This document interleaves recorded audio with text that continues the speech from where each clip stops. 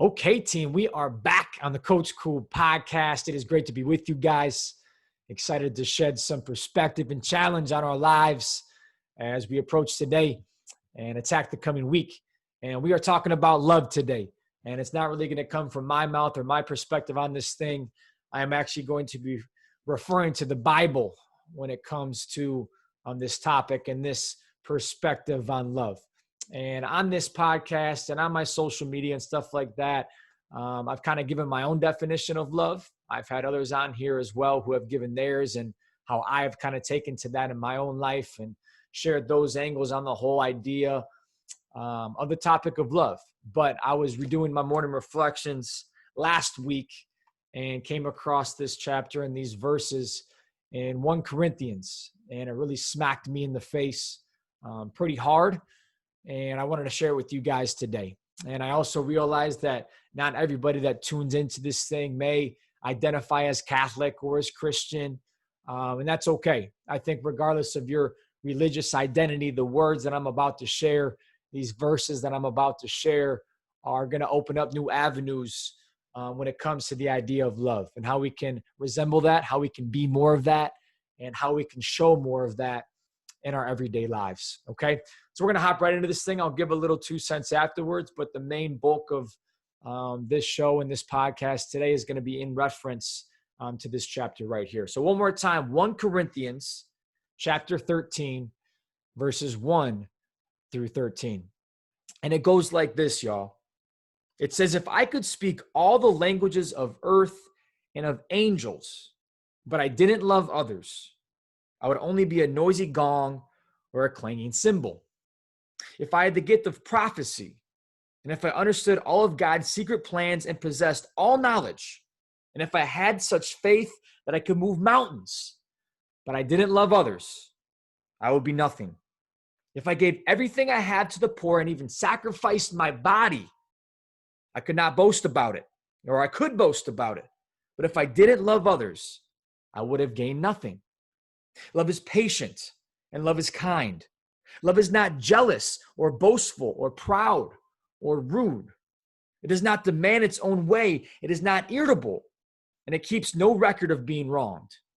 It does not rejoice about injustice, but rejoices whenever the truth wins out.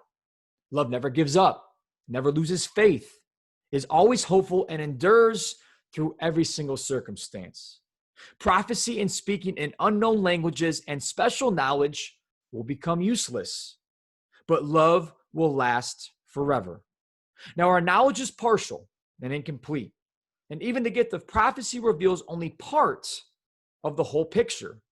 But when the time comes of perfection, these partial things will become useless.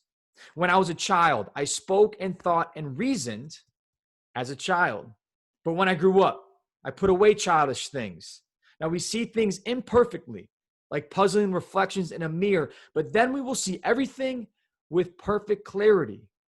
All that I know now is partial and incomplete, but then I will know everything completely, just as God now knows me completely.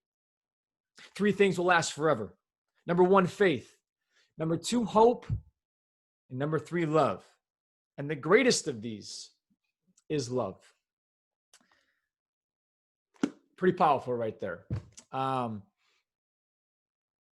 don't know if probably in the past couple of months when I do these morning reflections and go through the Bible or different morning reflection books in general,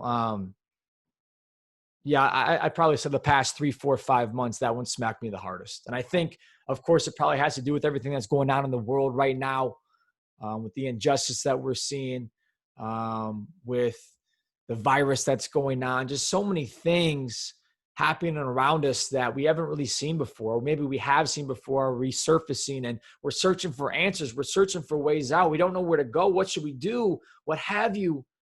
And I think here's a perfect answer, or at least part of the answer that we need to seek out. And that is love, because love is perfect. Love is kind. Love is hopeful. As we just read in here, love lasts forever. None of this other stuff does. You can be smart. You can be fast. You can jump high. You can have all the money in the world. At the end of the day, when our time has come and gone. The only thing that matters is how have we loved others?